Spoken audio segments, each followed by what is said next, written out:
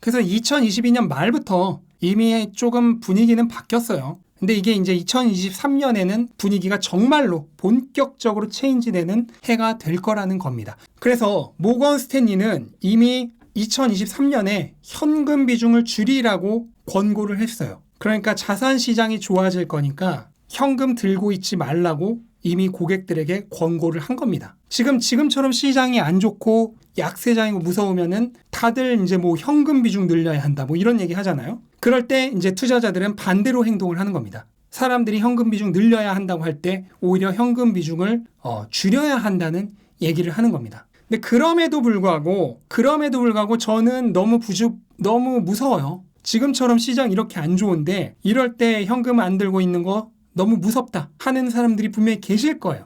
그런 분들을 위해서 제가 이제 타협점을 좀 알려드리겠습니다. 지금 보시면은 이게 채권 수익률이죠. 미국의 10년물 채권 수익률인데 올해 정말 무섭도록 채권 수익률이 올랐습니다. 채권 이제 수익률, 채권 이자라고 하는 이 채권 이자의 상승은 반대로 얘기하면 채권 가격의 하락이에요. 이거는 다들 이해하고 계시죠? 채권의 이자와 가격은 서로 반대되는 성향을 가지고 있습니다. 채권 이자가 오르면 채권 가격은 하락합니다. 그래서 올해 채권 이자율이 이렇게 올랐다는 것은 반대로 해서 채권 가격이 엄청나게 떨어졌다는 얘기예요. 그래서 지금 여러 기관들에서 채권을 2023년에 굉장히 좋은 그 투자 수단 중에 하나로 꼽고 있어요. 그래서 나는 2023년에 이 달러가 떨어질 거는 너무 뻔히 보여. 근데 그렇다고 해서 주식 지금 너무 약세장인데 사는 거 너무 무서워. 그런 분들에게 이 현금, 우리가 이제 흔히 얘기하는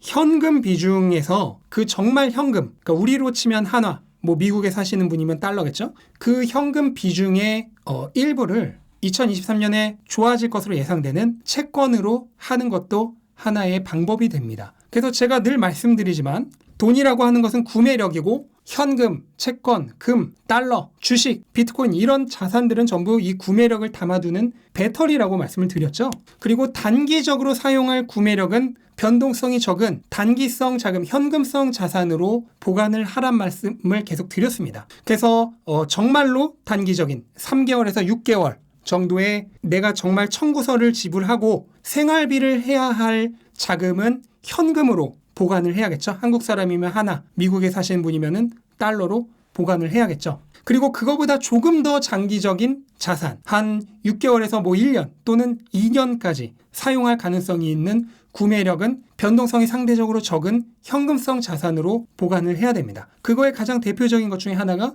바로 채권, 그리고 한국 사람에게는 달러도 그 역할을 하죠. 그 다음에 적금 예금, 이런 것도 전부 적금 예금도 내가 지금 당장 해지를 하면은 손해를 보죠. 그러니까 얘도 그 현금은 아닙니다. 현금성 자산이라고 볼 수 있어요. 이런 애들이 이제 보통 6개월에서 한 많으면 2년까지의 단기 구매력을 보관하는 배터리가 돼요. 그래서 그중 하나가 채권이라고 보시면 됩니다. 그리고 2023년에는 좋은 전략이 될 거라고 많은 금융기관들이 지금 얘기를 하고 있는 거예요. 내년에 금리가 인하가 뭐 될지 안 될지 모르지만 내년 말에 이제 될 가능성이 높겠죠. 그리고 적어도 이 채권 수익률은 분명히 하락을 할 겁니다. 그러면 채권 가격은 올라요. 왜 오르냐? 당연한 거죠. 금리가 이제 앞으로 인하될 거예요. 그러면 내일 발행될 채권이 오늘 내가 가진 채권보다 금리가 낮을 거 아니야. 그쵸? 내가 지금 가진 채권의 금리는 5%인데 내일은 4.5%가 발행되고 내일 모레는 4%짜리가 발행돼.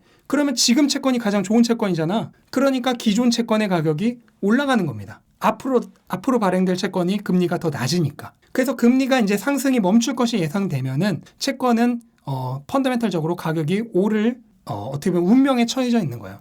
그러면 만약에 현금성 자산을 가지고 있어야 한다라고 생각하신 분들은 채권에 뭐 투자를 한다면 어디에 투자를 해야 하냐? 저는 그냥 가장 추천하는 건요. 이 BND입니다. BND. 네, 뱅가드의 총 채권 시장 인덱스 펀드. 이제 뭐 우리가 흔히 30년 채권, 뭐 TLT 이런 것들을 많이 추천하는데 저는 그냥 이 BND를 가장 추천합니다. 이게 딱 그냥 이름부터가 본드잖아. 이게 뭐냐면 미국의 국채, 그리고 회사채, 모기지, 채권까지 정말 다양한 채권을 다 담고 있는 토탈 마켓 채권 ETF입니다. 그리고 지금 미국에 상장된 채권 ETF 중에서 시가총액, 그러니까 정확히는 AUM이라고 하죠. 총 운용 자금. 가장 많은 채권 ETF예요. 근데 전반적으로는 모든 채권을 다 담고 있지만 단기 채권이 조금 더 비중이 높습니다. 근데 지금 우리는 단기적으로 사용할 구매력을 넣어두는 배터리로 채권을 그 중에 하나로 채권을 선택한 거잖아요. 그러면 당연히 장기 채권보다 단기 채권이 많은 게 성향에 맞는 거죠. 그러니까 TLT 같은 것보다 저는 이 BND를 채권에 투자하실 분들에게는 가장 추천을 드립니다. 물론 제가 채권을 사라는 건 아니에요. 그렇게 생각을 하시는 분들에게 얘기를 하는 겁니다. 이거 말 듣고 또 또 철이 형이 채권 사랬는데 내일 주식 다 팔아서 채권 올인, 채권 가자 하면 안 됩니다. 나중에 또 BND 어떻게 되나요? 또 이거 댓글 달지 말아요. 그냥 차단입니다. 다시 말씀드리지만 돈은 구매력입니다. 그리고 자산은 구매력을 담는 배터리예요.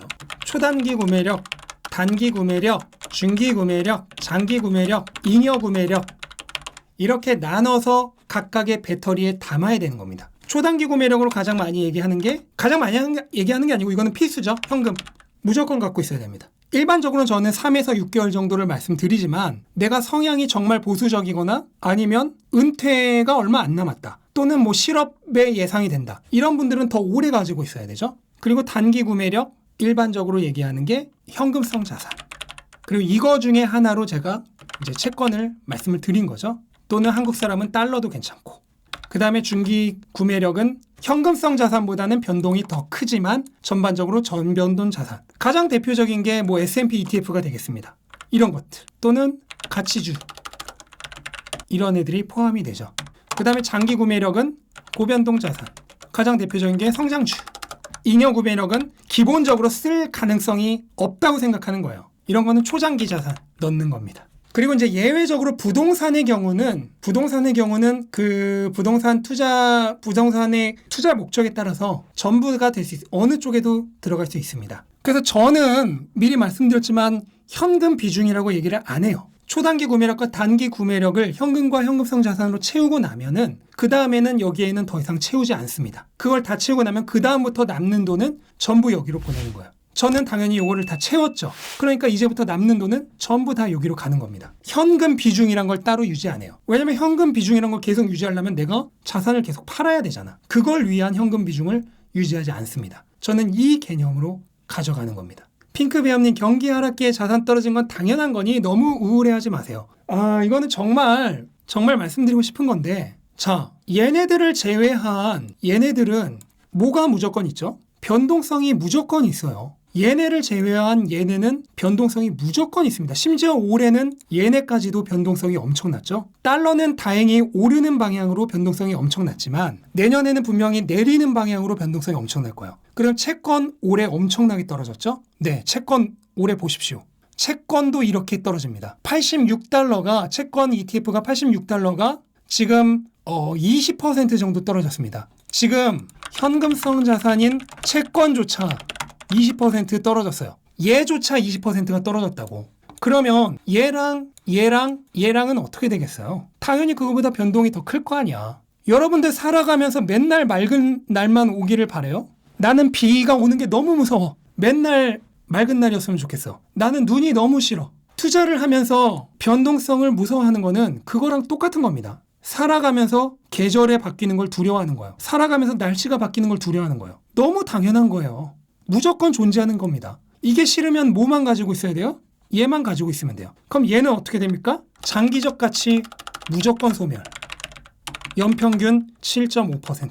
그러면은 단기적으로 변동이 없지만 장기적으로 매년 가치가 연평균 7.5%씩 깎이는 현금만 들고 있으면 되는 거예요. 이건 싫죠? 이걸 싫으면은 당연히 얘네들을 가지면서 변동성을 당연하게 받아들여야 되는 겁니다. 너무 당연한 거예요. 둘 중 하나를 택하라고. 단기적으로 변동성 없지만 매년 연평균 7.5%씩 구매력이 상실되는 현금을 가지고 있을 거냐. 아니면 단기적인 구매력의 변동이 있지만 장기적으로 구매력을 보존해줄 자산을 가지고 있을 거냐. 현금성 자산이라는 채권조차 1년 만에 가치가 20% 하락했습니다. 쉘터는 없어요. 유일한 쉘터인 현금은 가라앉는 배입니다. 가라앉는 큰 배예요. 나는 구명정 타고 파도 너무 무서워. 그냥 이 큰 배에 타고 그냥 가라앉을 거야. 그거를 택하시면 됩니다. 하지만 대부분의 사람들은 큰 배에 남아서 죽기를 바라지 않겠죠. 그러면 구명정으로 갈아타야 되는 겁니다. 구명정은 반드시 파도가 친다. 이 개념을 받아들여야 됩니다. 인정해야 된다고.